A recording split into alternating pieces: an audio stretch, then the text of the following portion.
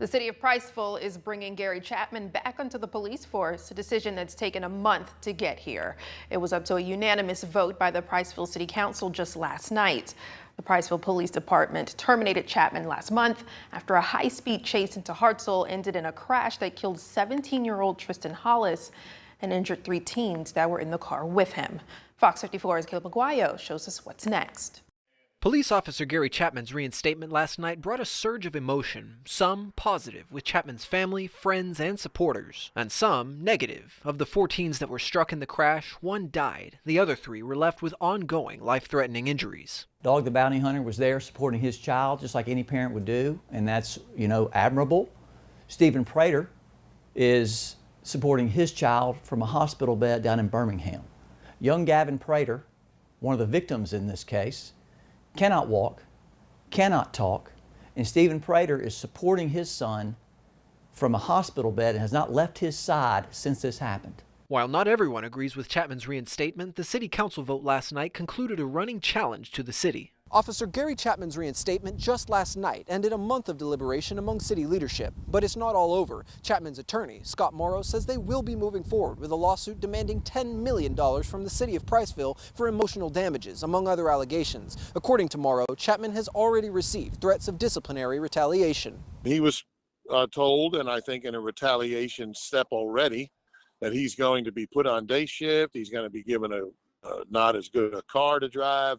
So we're going to be monitoring what happens on his return and whether or not they have disciplinary measures as retaliation for him standing up for himself. But Priceville Police Chief Jerry Holmes said they're ready to move forward. According to Holmes, they'll start by reviewing the pursuit policy, exploring other options to police chases, and conducting regular officer training. Holmes said in a statement to Fox 54, concerning the council's decision about Gary Chapman, "While I do not agree with it, we will acknowledge the decision and will proceed accordingly." He added, "We are ready to refocus, move forward, and get back to work." But just yesterday, Morrow filed a notice of claim giving the city of Priceville 6 months to investigate the allegations in Chapman's lawsuit. In Priceville, I'm Caleb Aguayo, Fox 54 News. A new change for the city of Priceville Police Department's pursuit policy. It comes in the wake of a deadly high-speed crash just last month that killed 17-year-old Tristan Hollis and sent 3 other teens to the hospital. Today, they remain in serious condition.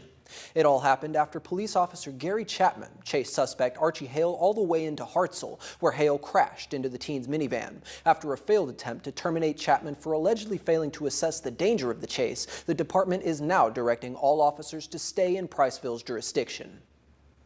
The Priceville Police Department is changing its policy to keep officers in the city's jurisdiction, a change spurred by a month of deliberation over a high-speed chase that left several injured and 1 dead. According to Hartselle's police chief, Alan McDermott, officers have to continually take a look at the circumstances that lead to a chase. What did they do for me to continue this pursuit?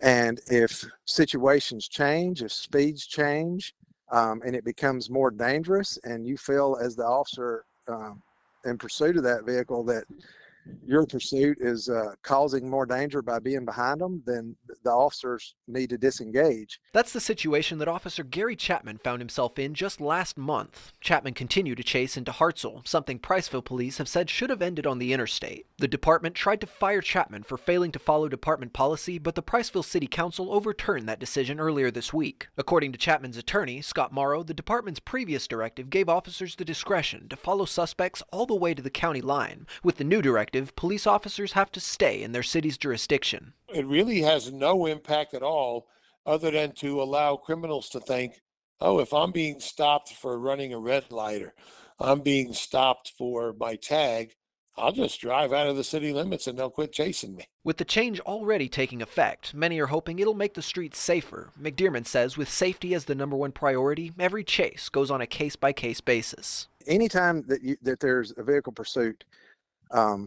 especially at high rates of speed, there's always going to be risk of wrecks, injury to people, property, I mean, everything. So those situations are evaluated very carefully and closely.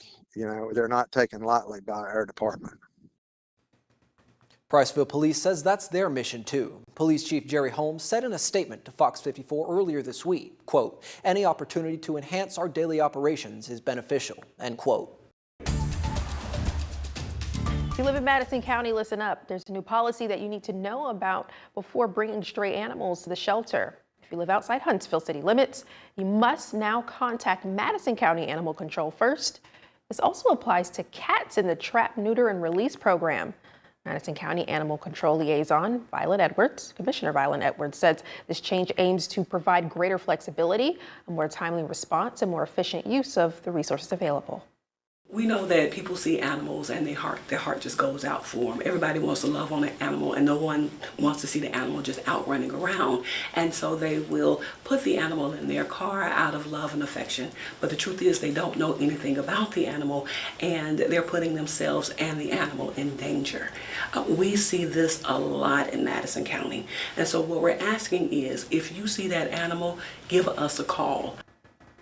Despite the change, Huntsville Animal Services says it remains committed to working with Madison County Animal Control to ensure stray and homeless animals get the care they need.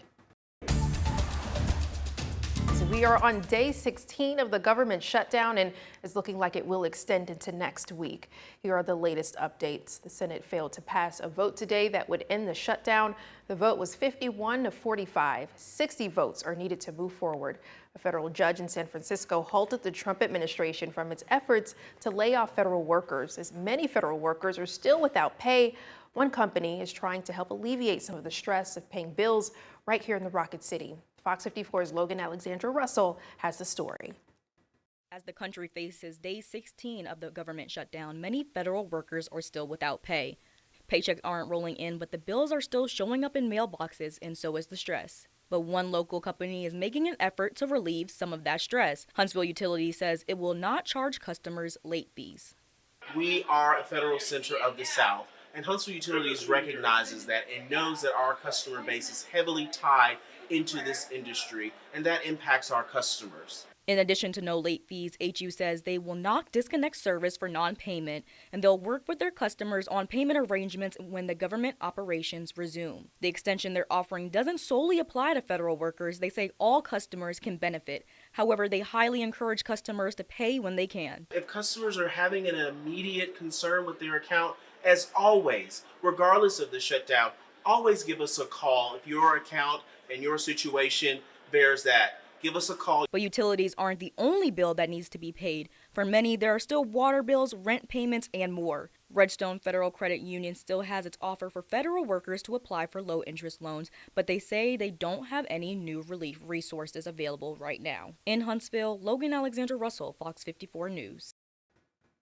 For more information on the shutdown and its impacts on Capitol Hill and in the Rocket City, go to fox54.com.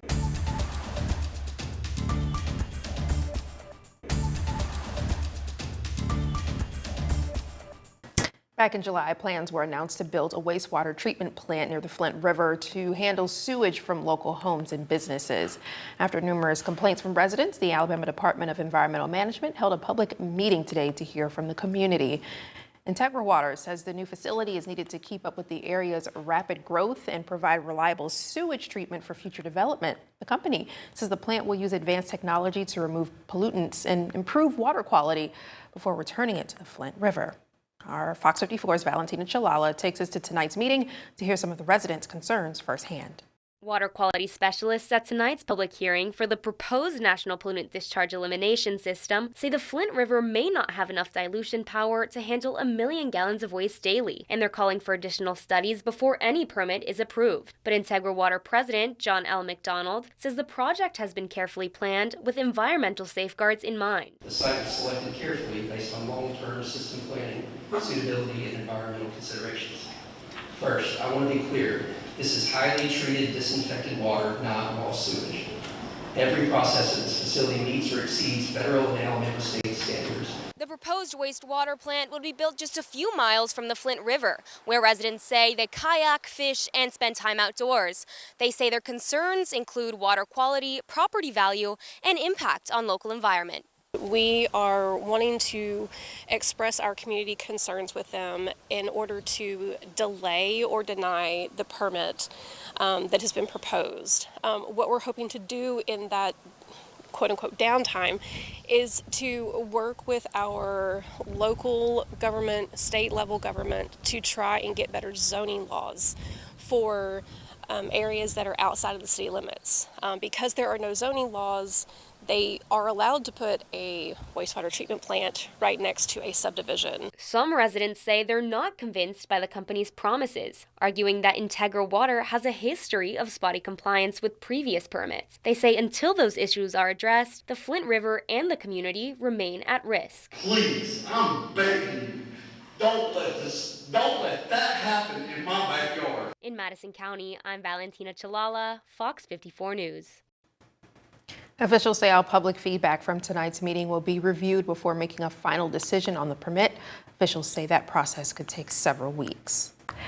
A new line of products coming to the Toyota manufacturing facility right here in Huntsville. It's part of an investment worth nearly $350 million, and plant managers are saying it'll make Huntsville an even bigger dot on the map. That investment adds on to the nearly $2 billion worth of facilities Toyota owns in North Alabama, producing close to 1 million motors per year and growing. It's bringing big economic changes to the area. Fox 54's Caleb Aguayo shows us what's new for Toyota Alabama. Toyota Alabama just announced today that a new line of products is coming to the North Huntsville plant. They're differentials for the Toyota Tundra, Tacoma, and the Sequoia, a key piece of equipment for turning left or right. The plant invested nearly $300 million into hundreds of new jobs and all new equipment to make it happen. Local officials and plant managers are calling it a huge investment for Madison County, strengthening the workforce and bringing more money into the local economy. It's not just an investment in an automotive plant, it's an investment in our people and in our community. It also means more opportunities for skilled workers and more economic strength for North Alabama. Mayor Tommy Battle says it's a boost for North Alabama's economy, and Madison County Commissioner Mac McCutcheon adds that investments like these are putting Huntsville on the map. When it comes to the investment that Toyota has made on this land, it's nothing close to what we're doing now for the county and for our area and really for the country. The plant is nearly 1.5 million square feet, the size of nearly 600 homes, and it's packed full of machinery. We had open space, so we wanted to fill it and try to get jobs in Alabama. So we're actually up for that challenge. They're trying to figure out where do they put it in North America. We said we have the spot and we can do it quickly. So by doing that, we got the plant and we got the project and then we put it in, but it was a challenge. But these guys got up to it. We had a great team and really was able to make that happen quickly. Perry says with the new production already starting, 7 out of the 9 North American Toyota vehicles will be coming out of North Alabama. In Huntsville, I'm Caleb Aguayo, Fox 54 News. Toyota has already hired and trained the 350 new employees for the job, and they'll start production immediately. They'll be joining the 2,400 employees currently at Toyota Alabama. The Alabama Veterans Museum in Athens is getting a big upgrade. A new Black Hawk helicopter, now on display out front, gifted recently from Fort Eustis, Virginia. This is the same model made famous in Black Hawk Down, symbolizing the challenging missions and sacrifices American soldiers have faced overseas. Museum officials say they've been searching for a replacement since a tornado destroyed their previous helicopter last December. We've been on this project for about 8-9 months, if you will.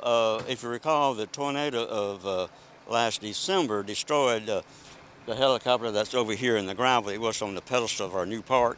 We wanted to replace that particular helicopter, and in the process, we got offered an additional helicopter of the Black Hawk. Wow, what a gift. Well, the museum is still hoping to find a smaller helicopter for the pedestal, but visitors can get up close and even touch the new Black Hawk, exploring it alongside other historic military vehicles and exhibits.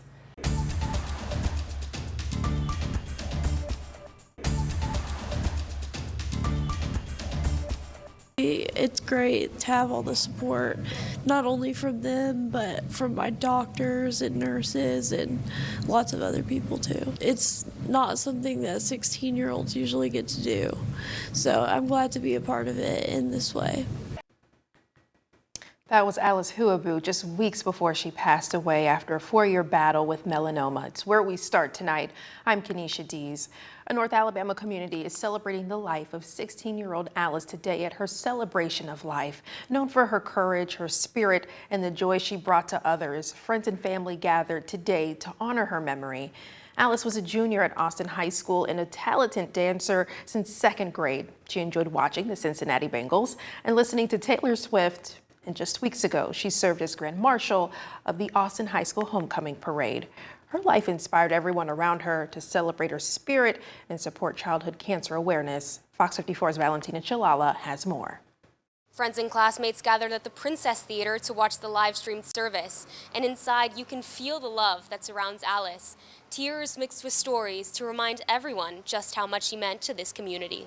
Alice was probably the most joyful person I knew. She was a really caring and sweet person. She was so full of everything wonderful, compassion, love, kindness. Alice was one of the most amazing kids I've ever met. The service for Alice drew so many people that the church couldn't hold them all. Neighbors, classmates, and friends filled the Princess Theater to watch the live stream, remembering her courage, her spirit, and the way she made everyone smile. Her little sister says these moments show just how much Alice touched the lives of those around her. Alice just touched so many people, and just seeing so many people showing how much they love her and how much they love our family means so much.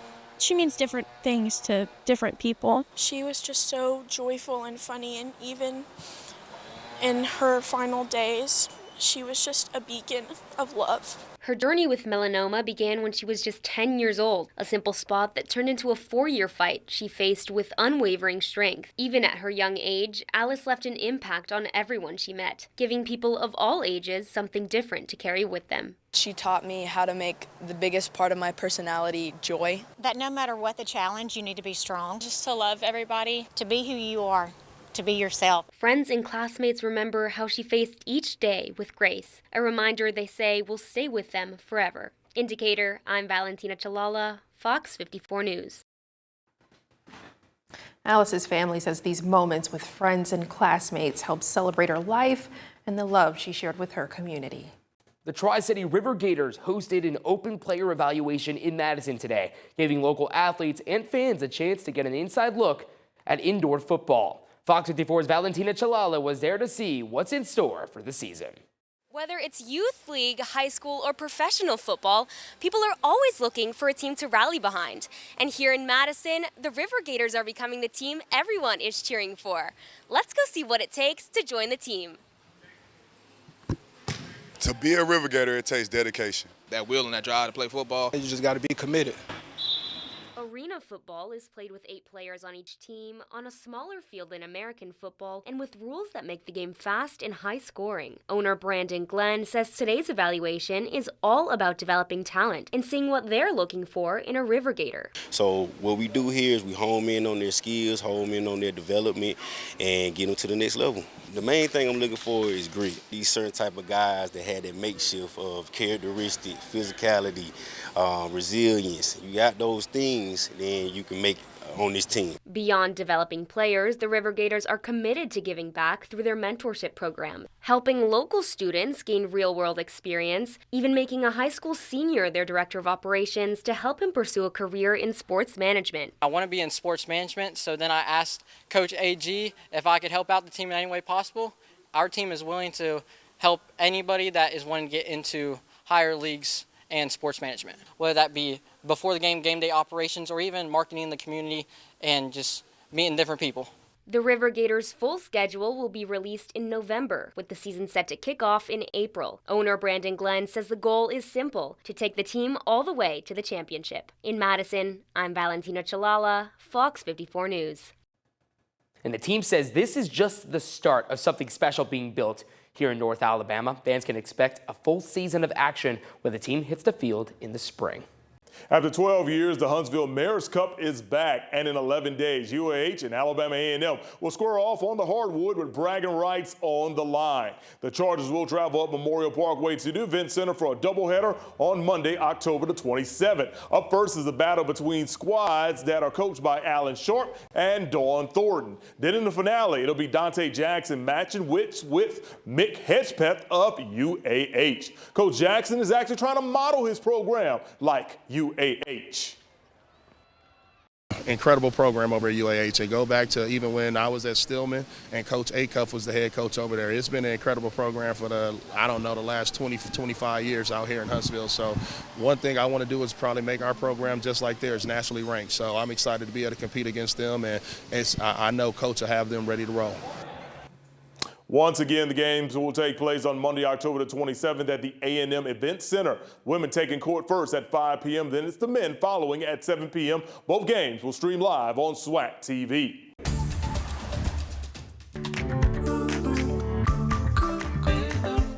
Now, Fox 54's Top Teacher, sponsored by Calhoun Community College. I'm excited to introduce this Fox 54 top teacher year-round. He teaches science, but by winter, it'll be all about basketball. This week's Fox 54 top teacher is Adam Feldbrigge from Westminster Christian Academy in Huntsville. Have a listen to the moment he was surprised. Hey, Adam. Congratulations, you are a Fox 54 top teacher. Thank you so much. You're welcome. Congratulations, man. Thank you. That's awesome. Yeah, good work. Good work. Thank you. Good work. Well, Feldbrigge teaches 11th and 12th grade science, but check this out. It'll be his first year as the head coach for the girls varsity basketball team at Westminster. And if you can't tell, he's a Tennessee Vols fan. In fact, he coached with the late and legendary Pat Summitt.